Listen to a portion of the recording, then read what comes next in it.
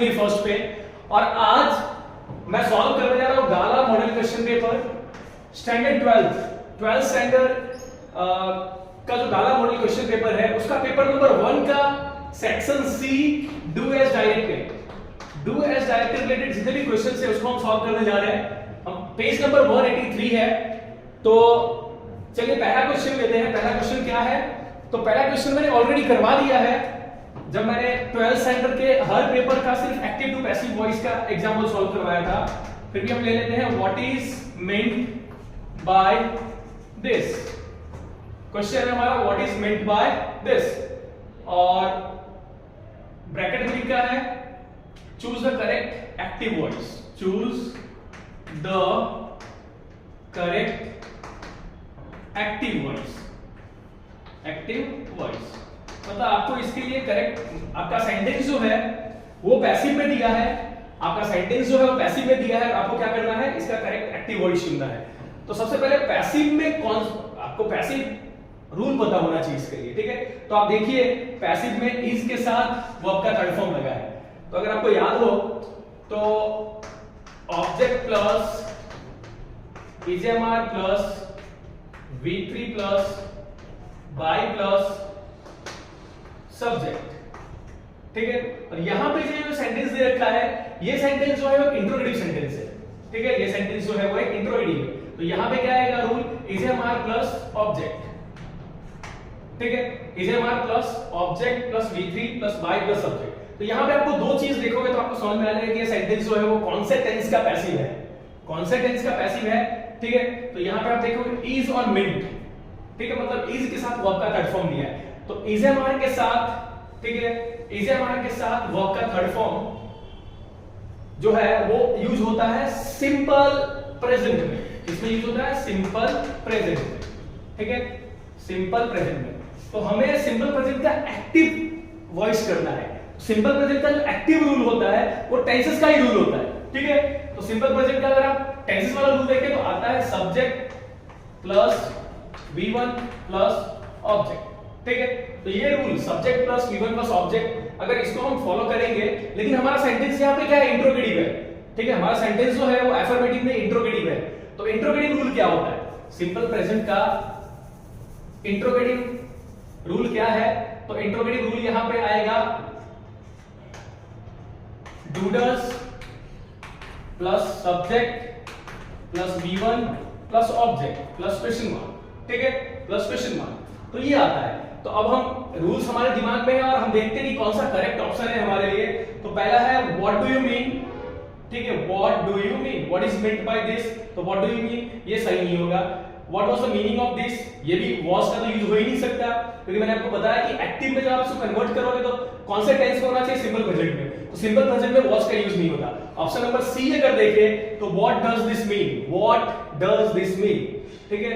What के बाद do does में से एक लेना है, ठीक है? डू डज किस पे डिपेंड करेगा? डू डज डिपेंड करता है हमारे ऑब्जेक्ट पे, ठीक है? तो ऑब्जेक्ट हमारा दिस है, दिस के साथ हम डज का ही यूज करते हैं, ठीक है? तो आपका ऑप्शन नंबर सी जो है वो करेक्ट है, ठीक है? What does this mean, what does this mean, ये आपका करेक्ट ऑप्शन है, ये आपका आंसर है, ठीक है? क्वेश्चन नंबर 1 नहीं है ये, क्वेश्चन नंबर आपका 53 है।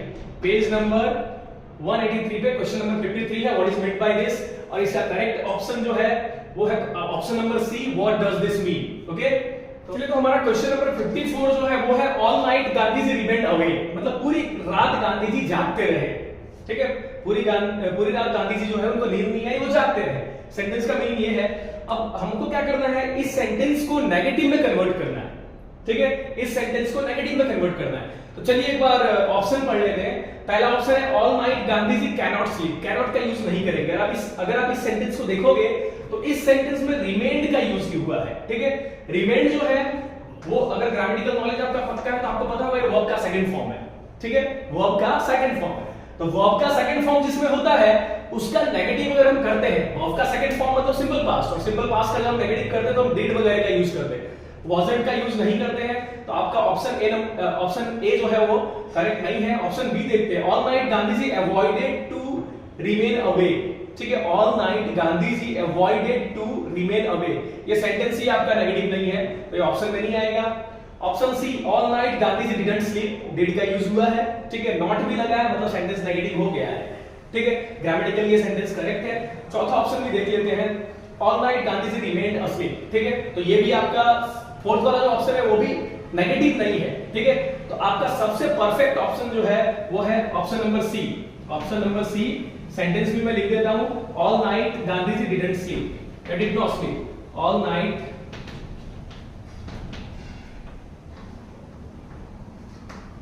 Gandhi ji did not sleep, okay, तो ये टेंस वाइज भी करेक्ट है। All night Gandhi ji remained awake, remained मतलब V2 है, सिंपल पास्ट है, ठीक है, और all night Gandhi ji did not sleep, meaning दोनों का मैच हो रहा है। मैंने आपको बताया कि डू एज डायरेक्टर वाले सेक्शन में सबसे जरूरी होता है कि मीनिंग मैच होना चाहिए, और मीनिंग के साथ साथ टेंसेस अगर पर्टिकुलर फॉलो किया गया है तो जो आप नेगेटिव कर रहे हो तो उसमें जो टेंसेस के रूल के हिसाब से नेगेटिव हो रहा है वही होना चाहिए, ठीक है, तो ये सारे, ये ऑप्शन नंबर सी जो है वो सारे टर्म्स एंड कंडीशन को सेटिस्फाई कर रहा है, इसलिए आपका ऑप्शन नंबर सी जो है 54 का वो करेक्ट है।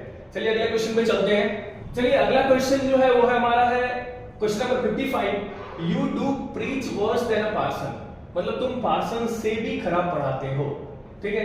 अगर आप यहाँ पे देखेंगे तो वर्स जो है वो कौन सी डिग्री में यूज करते हैं, बैड, वर्स, वर्स्ट, तो वर्स जो है वो कंपैरेटिव में यूज करते हैं, ठीक है, और हमें क्या बोला है, इसको पॉजिटिव में कन्वर्ट करना है, तो पॉजिटिव में अगर वर्स को अगर पॉजिटिव में कन्वर्ट करेंगे, एक वर्ड को ले लोगे तो आपका सेंटेंस करेक्ट हो जाएगा, ठीक है, तो अगर आप वर्स को आप पॉजिटिव में लेते तो बैड हो जाता है, ठीक है, पॉजिटिव डिग्री में क्या हो जाता है, बैड हो जाता है, ठीक है, तो आप देखिए यहाँ पे कि आपके ऑप्शन कौन कौन से है, ठीक है, तो a person does not preach so bad as you, ठीक है, ऑप्शन नंबर ए, ठीक है, जो कि ऑलमोस्ट मुझे लग रहा है कि it is giving the same meaning, लेकिन अभी और भी ऑप्शंस जो है इसको देख लेते हैं। A person does not preach as worse as you, second option में अगर आप देखो तो वर्स का यूज किया है, वर्स ऑलरेडी कंपैरेटिव है, तो हमें कन्वर्ट किस में करना है, पॉजिटिव में कन्वर्ट करना है, तो वर्स यूज किया है तो वो कंपैरेटिव है, पॉजिटिव नहीं है, तो वो ऑप्शन नंबर बी आपका गलत है। Option number C, you do not preach as bad as a person, मैंने आपको बोला है कि सेंटेंस ट्रांसफॉर्मेशन में हम आपको हमेशा ध्यान रखना है कि मीनिंग चेंज नहीं होना चाहिए, you do not preach as bad as a person, ठीक है, you do preach worse than a person, ठीक है, तो तुम पर्सन जितना खराब नहीं पढ़ाते हो, और यहाँ पे सेंटेंस में है कि तुम पर्सन से भी ज्यादा खराब पढ़ाते हो, you do preach worse than a person, मतलब तुम पर्सन से भी ज्यादा खराब प्रीच करते हो, ठीक है, ज्ञान देते हो, पढ़ाते हो, कह सकते हैं, ठीक है, तो यहाँ पे तीसरा ऑप्शन जो इसमें मीनिंग ही मैच नहीं हो रहा है आपका, तो वो ऑप्शन भी गलत होगा, and you do not preach as worse as a person, option number D जो है वो है you do not preach as worse as a person, फिर से यहाँ पे वर्स का यूज कर लिया, तो वर्स आपको पता है कि कंपैरेटिव एडजेक्टिव है, ठीक है, तो आपका ऑप्शन नंबर बी और डी तो बिल्कुल नहीं है क्योंकि उसमें वर्स का यूज किया है जो कि कंपैरेटिव एडजेक्टिव है, ठीक है, सी जो है उसमें बैड का यूज किया है, पर आप देख सकते हो कि यहाँ पे मीनिंग जो है वो चेंज हो रहा है, ठीक है, तो यहाँ पे आपका ऑप्शन नंबर ए जो है, ठीक है, ऑप्शन नंबर ए जो है वो आपका सही है, a person does not preach so bad as you, you do preach worse than a person, मतलब तुम्हारा प्रीचिंग जो है, तुम जो प्रीच करते हो, ज्ञान देते हो, वो पर्सन से ही बेकार ज्ञान देते हो, ठीक है, तो उसका person does not preach so bad as you, मतलब, और मैंने आपको बताया है कि सेंटेंस अगर नेगेटिव होता है तो एक साइड एडजेक्टिव की एक साइड सो लगता है, एक साइड एज लगता है, जो हमारी ज्ञान संजीवनी YouTube चैनल पे जो वीडियोस डाले हुए हैं डिग्री ऑफ कंपैरिजन के, उसमें आप जाके देख सकते हो कि जब भी आप नेगेटिव बनाते हो, ठीक है, किसका, पॉजिटिव डिग्री में जब भी आप नेगेटिव सेंटेंस यूज करते हो तो आप एडजेक्टिव के एक साइड, ठीक है, सो का यूज करते हो और एक साइड एज का यूज करते हो, ओके, तो हमारा ऑप्शन नंबर ए जो है वो करेक्ट है, ऑप्शन नंबर ए जो है वो करेक्ट है, a person does not preach so bad as you, person does not preach so bad as you, okay, तो आपका क्वेश्चन नंबर 55 जो है उसका करेक्ट ऑप्शन है, करेक्ट आंसर है option number A, a person does not preach so bad as you. यहाँ पे he only stared at the young girl in boundless amazement, he only stared at the young girl in boundless amazement, ठीक है, तो यहाँ पे करना क्या है, इस सेंटेंस को एक्सक्लेमेटरी में कन्वर्ट करना है, एक्सक्लेमेटरी सेंटेंस में कन्वर्ट करना है। तो मैंने आपको बताया है कि एक्सक्लेमेटरी में कन्वर्ट करने के लिए क्या करना पड़ता है।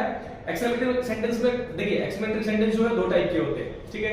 एक जो ओ, ठीक है, एलास, हुर्रे, वाओ, इन सब से स्टार्ट होते हैं, और दूसरे जो WH फैमिली वर्ड से स्टार्ट होते हैं, ठीक है। तो अगर आप यहाँ पे देखेंगे तो ऑप्शन वन बाय वन हम देख लेते हैं।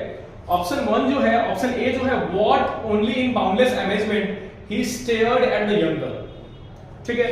ऑप्शन बी है oh, in boundless amazement he stared at the young girl, ठीक है। ओ का यूज करते हैं जब हम कह सकते हैं कि डिसअपॉइंटेड हो तो, ठीक है।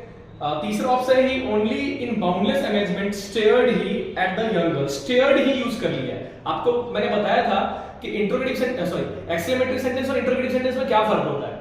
तो अगर वर्ब पहले आ जाए या हेल्पिंग वर्ब पहले आ जाए और सब्जेक्ट बाद में जाए तो वो होता है इंट्रोगेटिव, और सब्जेक्ट पहले आए, हेल्पिंग वर्ब उसके बाद हो, या फिर सब्जेक्ट के बाद डायरेक्ट वर्ब हो, तो वो होता है एक्सक्लेमेटरी, ठीक। मैंने आपको बताया कि मैं आपको दो एग्जांपल देता हूं, how beautiful is this girl and how beautiful this girl is. तो पहला इज दिस गर्ल जो है वो इनकरेक्ट होगा क्योंकि वो इंट्रोगेटिव हो जाएगा, ठीक है। How beautiful this girl is, ये करेक्ट होगा, ओके। तो अभी हम देखते हैं, हमारे पास क्लोज ऑप्शन जो है वो ऑप्शन सी और डी है। How only in boundless amazement stared he at the young girl, how only in boundless amazement stared he, stared he, stared को पहले लिया, वर्ब को पहले लिया है और सब्जेक्ट को बाद में लिया है, तो ये सही नहीं होगा, ठीक है, इंट्रोगेटिव सेंटेंस के रूल के हिसाब से। तो हमें ऑप्शन डी पे जाना है यहाँ पे, how only in boundless amazement he stared at the young girl, okay. तो हमारा ऑप्शन नंबर डी जो है करेक्ट है, ऑप्शन नंबर डी जो है वो करेक्ट है, ठीक है। तो हम कह सकते हैं कि क्वेश्चन नंबर 56 जो है उसके लिए ऑप्शन डी जो है वो करेक्ट है, how only in boundless amazement he stared at the young girl, okay, this one is correct. चलिए एक बार फिर से अगला क्वेश्चन जो है क्वेश्चन नंबर 57 उसको देखते हैं। तो Gandhi ji kept a long distance watch on the ashram, Gandhi ji kept a long distance watch on the ashram. Question आपका है choose the correct question tag, question tag आपको करेक्ट क्वेश्चन टैग सिलेक्ट करना है। तो मैंने आपको बताया था क्वेश्चन टैग में आपको दो चीजों पे ध्यान देना होता है, या तो सब्जेक्ट और हेल्पिंग वर्ब पे ध्यान देना है, और जिस सेंटेंस में सब्जेक्ट के साथ हेल्पिंग वर्ब नहीं डायरेक्ट वर्ब है उस पे ध्यान देना है। तो गांधी जी और केप्ट, ये दो चीजों पे हमें ध्यान देना है, ठीक है। गांधी सब्जेक्ट है और केप्ट जो है वो वर्ब का सेकंड फॉर्म है, ठीक है। तो अब हमें क्या करना है, गांधी जी का डायरेक्ट वर्ब का सेकंड फॉर्म है, आपको पता है कि वर्ब का सेकंड फॉर्म मतलब सिंपल पास्ट टेंस, और हम क्वेश्चन टैग में क्या करते हैं, तो आप सिंपल पास्ट टेंस को जब नेगेटिव करोगे तो कौन सा ऑक्सिलरी का यूज करने वाले हो, कौन से हेल्पिंग वर्ब का यूज करने वाले हो, ठीक, उस पर डिपेंड करता है। तो अगर आप देखें यहाँ पे तो आपका पहला जो ऑप्शन ए है उसमें डजंट ही का यूज किया गया है, ये सिंपल पास्ट है, डजंट ही नहीं चलेगा, तो ऑप्शन ए आपका करेक्ट नहीं है। गांधी जी के ऑप्शन बी में डोंट ही किया है, डोंट ही भी सिंपल पास्ट में यूज नहीं होता है, सिंपल पास्ट को नेगेटिव करने के लिए डोंट ही का यूज, डोंट का यूज नहीं करते, तो ये भी इनकरेक्ट होगा। ऑप्शन सी जो है वो है डिडंट ही, और ऑप्शन डी जो है वो है डज ही, ठीक है। तो पहला तो ये होता है क्वेश्चन टैग का रूल कि अगर क्वेश्चन टैग में सेंटेंस जो दिया है वो पॉजिटिव हो तो क्वेश्चन टैग उसका नेगेटिव बनेगा, ठीक है। और दूसरा आपको टेंस भी देखना होता है, ये सिंपल पास्ट है तो सिंपल पास्ट को जब नेगेटिव में कन्वर्ट करते हैं तो डिड का यूज करते हैं। तो हमारा ऑप्शन नंबर सी जो है Gandhi ji kept a long distance watch on the ashram didn't he, ये करेक्ट है। क्वेश्चन टैग का रूल है, जब भी आप पेपर में लिखोगे, ठीक है, सप्लीमेंट्री में, तो आपको ध्यान रखना है पहले पूरे का पूरा सेंटेंस लिख देना है, उसके बाद कॉमा लेके आपको लिखना होगा डिडंट ही, ठीक है। तो यहाँ पे आपका ऑप्शन सी जो है वो करेक्ट है, ऑप्शन सी जो है वो आपका करेक्ट ऑप्शन है, ओके। तो अब अगले क्वेश्चन की तरफ चलते हैं। चलिए तो अब लास्ट क्वेश्चन की तरफ चलते हैं। पेज नंबर 83 पे section C do as directed वाला सेक्शन है आपका, डू एज डायरेक्टेड वाले जो क्वेश्चंस है उसमें हमारा लास्ट क्वेश्चन है French was too slow to reach school in time, ठीक है। फ्रेंच इतना स्लो था कि वो टाइम पे स्कूल नहीं पहुंच सकता था, ठीक है। Choose the correct sentence, correct sentence आपको चूज करना है। जिन बच्चों को पता होगा कि इस तरह का सेंटेंस को जब कन्वर्ट करते हैं तो हम उस टॉपिक को क्या बोलते हैं, रिमूव टू बोलते हैं, ठीक है, रिमूव टू बोलते हैं। और रिमूव टू का रूल क्या है, तो पहले वाले टू को हटा के हम किसका यूज करते हैं, सो का यूज करते हैं, और दूसरे वाले टू के जगह पे हम दैट का यूज करते हैं। तो सबसे पहले ये दो चीजें, ये दो कंडीशंस अगर सेटिस्फाई हो रही है तो वो सेंटेंस जो है वो करेक्ट ऑप्शन होगा। तो पहला देखिए, French was so slow that he could not reach school in time, ठीक है। दूसरा ऑप्शन है French was so slow to reach school in time. दूसरे ऑप्शन में अगर आप देखो तो सो का यूज किया है, डेट का यूज नहीं किया, मतलब सेकंड ऑप्शन जो है वो इनकरेक्ट है, गलत है। Section C, French was so slow that he could reach school in time, ठीक है। और मीनिंग ही चेंज हो जा रहा है, फ्रेंच इतना स्लो है कि वो टाइम पे स्कूल पहुंच जाएगा, ऐसा आ रहा है, मीनिंग इज चेंजिंग। सबसे बड़ा रूल मैंने आपको बताया है डू एज डायरेक्टेड वाले सेक्शन में कि meaning should not change, meaning change नहीं होना चाहिए। घुमा ये कान पकड़ा, घुमा के भी यही कान पकड़ाना चाहिए, ठीक है। आपको दूसरा कान नहीं पकड़ लेना है, मतलब इसका मतलब ये है कि डू ग्रामर में जाकर याद रखना है कि जब भी आप सेंटेंस ट्रांसफॉर्मेशन करते हो तो मीनिंग चेंज नहीं होना चाहिए। तो ऑप्शन सी भी गलत है। Option D, French was very slow to reach school in time, very slow का यूज किया है, ठीक है, सो का नहीं यूज किया है। तो हमारा पहला ऑप्शन जो है French was so slow that he could not reach school in time, ये हमारा परफेक्टली करेक्ट ऑप्शन है। सो का भी यूज हुआ है, दैट का भी यूज हुआ है, और आपको पता है कि वाज, अगर सेंटेंस में वाज हो तो दैट के बाद जो दूसरा सेंटेंस हम लिखते हैं वहां पे हम कुड नॉट का यूज करते हैं, ठीक है। तो वो सब टर्म्स एंड कंडीशन यहाँ पे सप्लाई हो रहा है। अगर आपको रिमूव टू का प्रॉपर वीडियो देखना है, प्रॉपर तरीके से समझना है, यहाँ पे क्या है सारे क्वेश्चंस अलग अलग टॉपिक के हैं तो उनको थोड़ा फास्ट समझाया जा रहा है। लेकिन अगर आपको डिटेल में उसके बारे में पढ़ना है तो हमारे चैनल ज्ञान संजीवनी फर्स्ट पे वीडियो अवेलेबल है, ओके। तो हमारा यहाँ पे ऑप्शन नंबर ए जो है वो करेक्ट है, ऑप्शन ए जो है वो करेक्ट है, ओके। आंसर है हमारा option number A, French was so slow that he could not reach school in time, okay. तो इसी के साथ आज का जो हमारा वीडियो है, आई थिंक आपको ये हमारा जो पेपर सॉल्यूशन है गाला मॉडल क्वेश्चन पेपर का, पेपर नंबर फर्स्ट आज हमने सॉल्व किया। पेपर नंबर फर्स्ट के सेक्शन सी का जो डू एज डायरेक्टेड वाले क्वेश्चंस है वो हमने सॉल्व किए हैं, पूरे एक्सप्लेनेशन के साथ आपको सॉल्व किया गया है। तो आई थिंक ये आपको एग्जाम में हेल्प करेगा अगर आप इन टॉपिक को सही से समझ लेते हो। एग्जैक्टली ये क्वेश्चंस तो नहीं पूछे जाएंगे, लेकिन इसके रिलेटेड क्वेश्चन अगर आएंगे और अगर आप समझ के करते हो तो आपका आंसर 100% ग्रामर सेक्शन में भी सही होगा। तो आई होप आज का वीडियो आप लोगों को पसंद आया होगा। हमारे वीडियो को देखने के लिए हमारे चैनल ज्ञान संजीवनी फर्स्ट को सब्सक्राइब कीजिए, वीडियो को लाइक कीजिए, शेयर कीजिए, क्योंकि शेयर करोगे आपका नॉलेज बढ़ेगा। Thank you.